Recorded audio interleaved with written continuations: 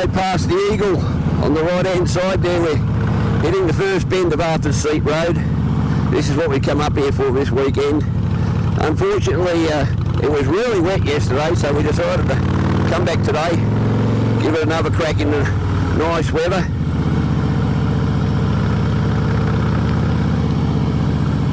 Purves Road is absolutely an amazing 3 kilometres of road that rises to about 240 metres in that time. And here we come to the first of 10 successive hairpin bends.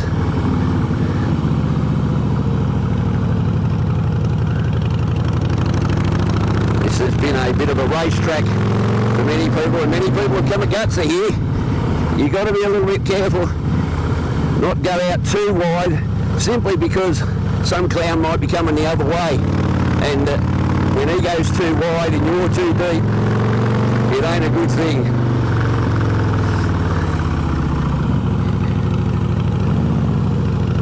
Got to watch for cyclists here, unfortunately. They tend to use it as a training ground too. So we've got to go a little easier today because of the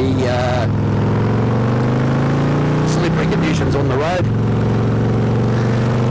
But as I said, 10 successive hairpin bends. At about the 1.5 kilometre mark, she steepens up, which is what we're about to hit, to a 20-degree angle, or 20-degree inline.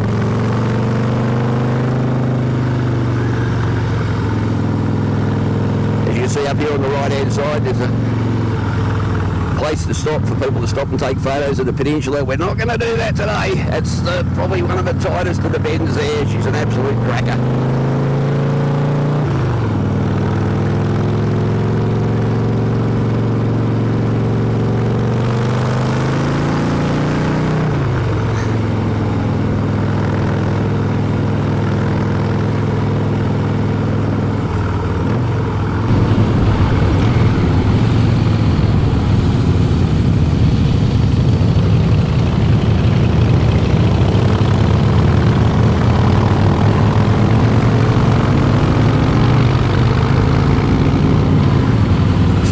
Up here on the right hand side, another tight hairpin.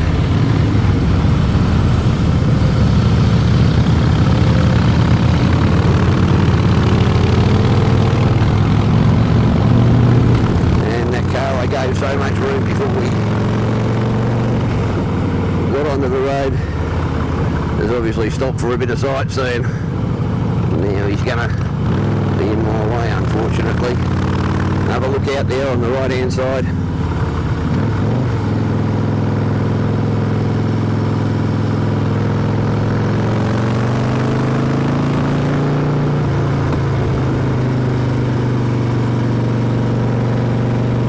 But it's not a big deal because we've just hit the top. That's it, 3 kilometres of glorious Purves Road.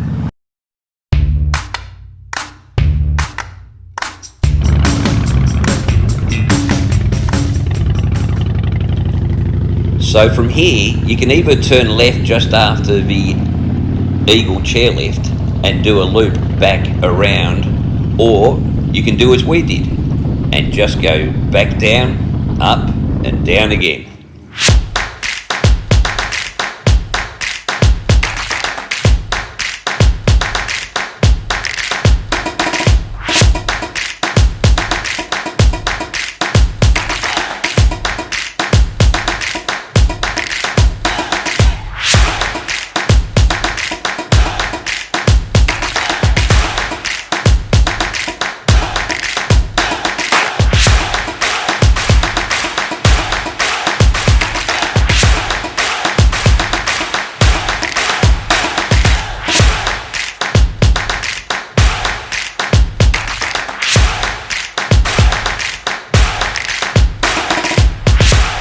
Mike's.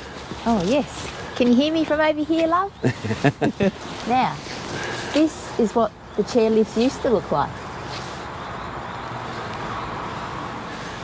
Yeah, until everybody fell off it.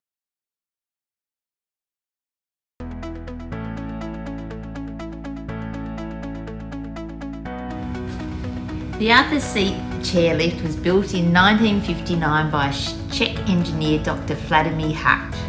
In 1960 it officially opened and was the first of its type in Victoria. It was 950 metres long and 220 metres high with 60 double chairs and was taken over by Richard Hudson in 1979. The chairlift ran for decades without any trouble until 2002, when issues with public liability almost closed it down.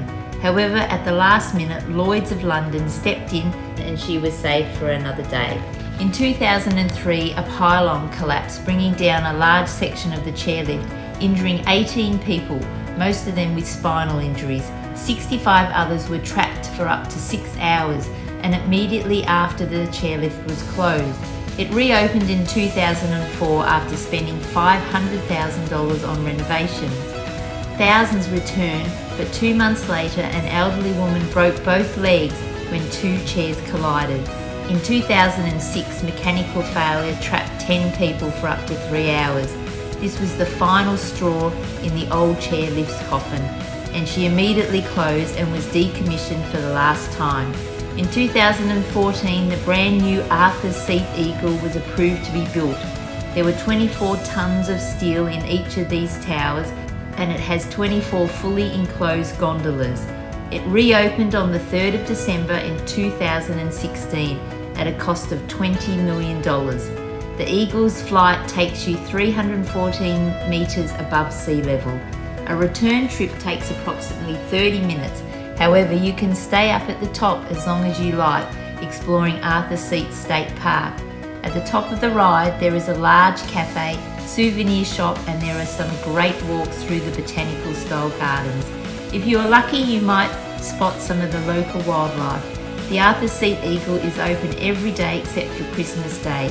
Return tickets for an adult is $27.90, concession $24.90. By the way, which Michael will qualify shortly. Oi! And kids at $17.50, but free if under 4. There are also family tickets available for $75.50 for 2 adults and 2 children. So if you're heading down this way, this is a must-do. The views are sensational and the ride itself is very smooth. On a clear day you can see both Melbourne and Geelong from the gondolas, but unfortunately today it was sadly too overcast.